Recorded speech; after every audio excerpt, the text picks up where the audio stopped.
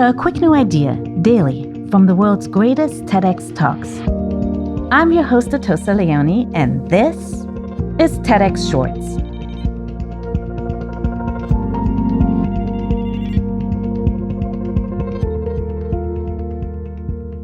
Depending on how much time you spend on Twitter or Instagram, today's speaker has an idea that might feel challenging, though it may ultimately be rather welcome. Dr. Cal Newport is an assistant professor of computer science at Georgetown University, where he writes about the impact of technology on the world of work. And based on his observations and theories of this addictive technology, he's here to convince us that living a life without social media isn't that difficult. I've never had a social media account. You don't have to worry. It turns out I still have friends. I still know what's going on in the world. As a computer scientist, I still collaborate with people all around the world. I'm still regularly exposed serendipitously to interesting ideas, and I rarely describe myself as lacking in entertainment options. So I've been okay, but I'd go even farther. I'd go even farther and say not only am I okay without social media, but I think I'm actually better off. Okay, so that's a big claim. I think I need to back it up some. I thought what I would do is take the three most common objections I hear when I suggest to people that they quit social media.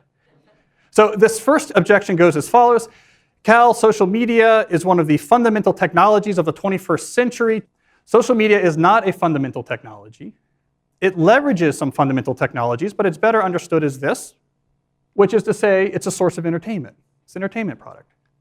These companies offer you shiny treats in exchange for minutes of your attention and bytes of your personal data, which can then be packaged up and sold.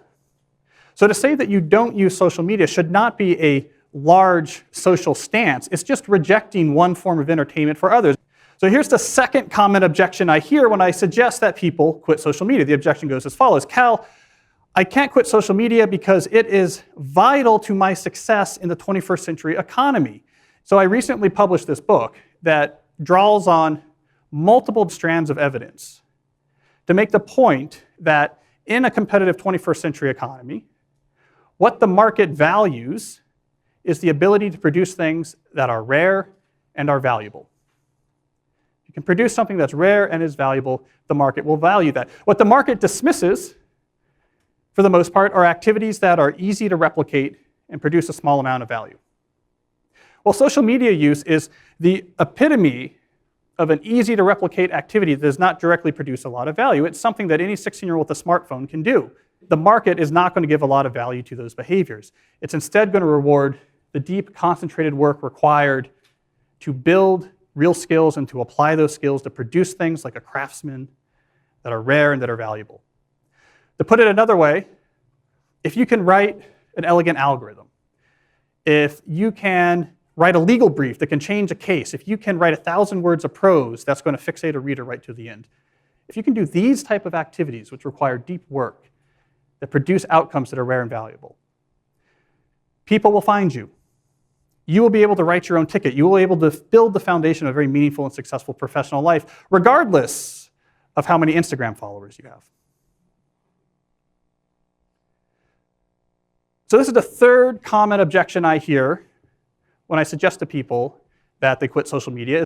Cal, maybe I agree with you, maybe you're right, it's not a fundamental technology, maybe using social media is not at the core of my professional success, but you know what? It's harmless.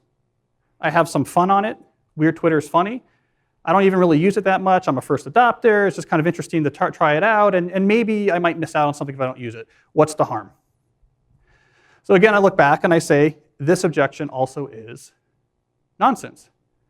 In this case, what it misses is what I think is a very important reality that we need to talk about more frankly, which is that social media tools are designed to be addictive. That's how these tools are designed to use. So there's real cost to social media use, which means when you're trying to decide, should I use this or not, saying it's harmless is not enough. You actually have to identify a significantly positive, clear benefit that can outweigh these potential harms. There's two things I can report back to you from the world of no social media use. First, it can be quite productive. So I'm a professor. I rarely work past 5 p.m. on the weekday. Part of the way I'm able to pull that off is because it turns out if you treat your attention with respect, so you don't fragment it, you allow it to stay whole, you preserve your ability to concentrate. When it comes time to work, you can actually do one thing after another and do it with intensity. And intensity can be traded for time. It's surprising how much you can get done in an 8-hour day if you're able to give each thing intense concentration after another. Something else I can report back from life without social media is that outside of work, things can be quite peaceful. So I often joke I'd be very comfortable being a 1930s farmer because if you look at my leisure time, I read newspaper while the sun comes up. I listen to baseball on the radio. I, honest to God, sit in a leather chair and read hardcover books at night after my kids go to bed.